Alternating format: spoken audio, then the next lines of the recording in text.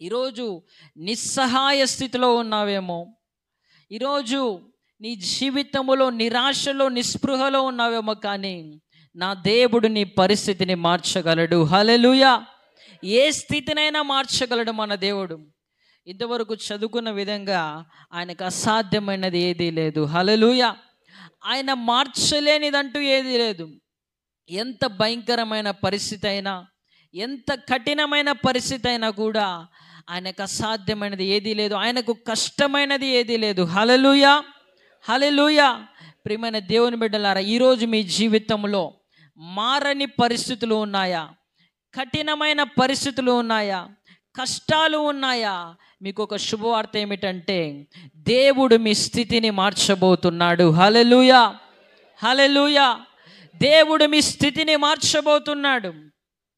ఆయనకు కష్టతరమైనదంటూ ఏదీ లేదు. మనకు కష్టతరమేమో కానీ ఆయనకు కష్టతరమైనది ఏదీ లేదు. హల్లెలూయా.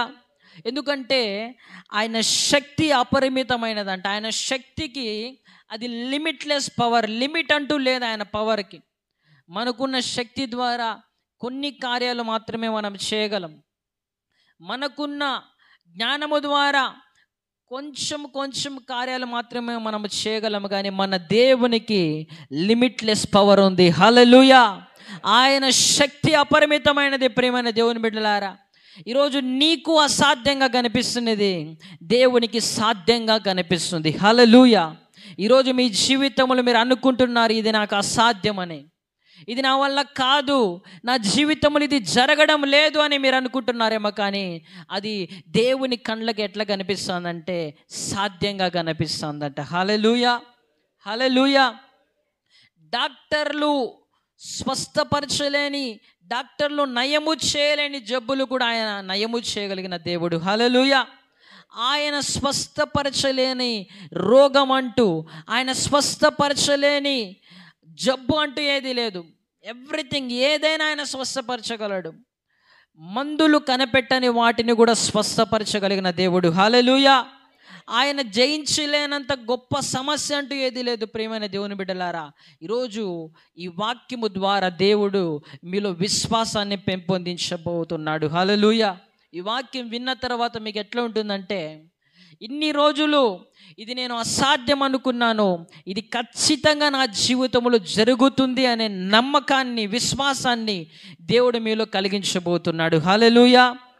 ఆయన సర్వశక్తి గల దేవుడు అండి. శక్తి సమర్థుడు. సర్వము మీద ఆయనకు అధికారం ఉంది.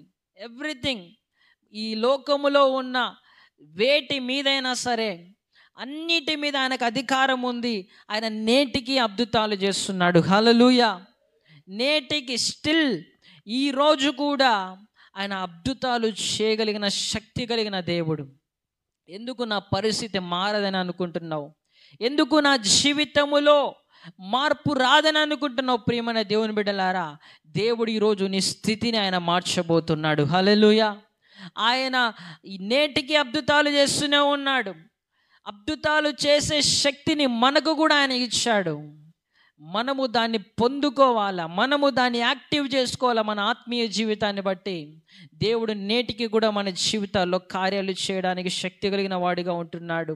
ఆయన శక్తి అంట పరిస్థితులను మలుపు తిప్పుతుందంట. హల్లెలూయా. ఈరోజు నువ్వు ఏ పరిస్థితి గుండా వెళ్తున్నావో, దేవుని యొక్క శక్తి నీ పరిస్థితిని టర్న్ చేయబోతున్నది. హల్లెలూయా.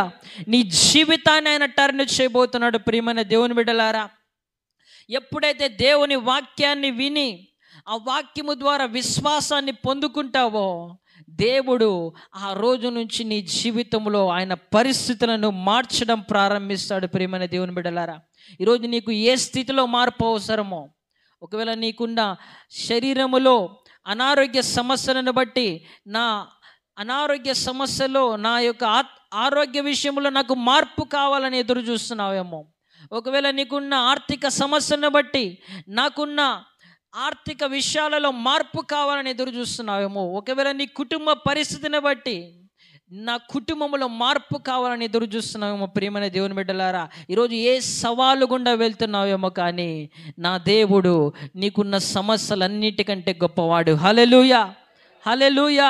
గొప్ప సహాయకుడు మనకున్నాడు. హల్లెలూయా. ఎవరున్నారండి మనకి? గొప్ప సహాయకుడు ఆయన. ఏదైనా చేయగలిగిన దేవుడు, అసాధ్యమంటూ లేని దేవుడు.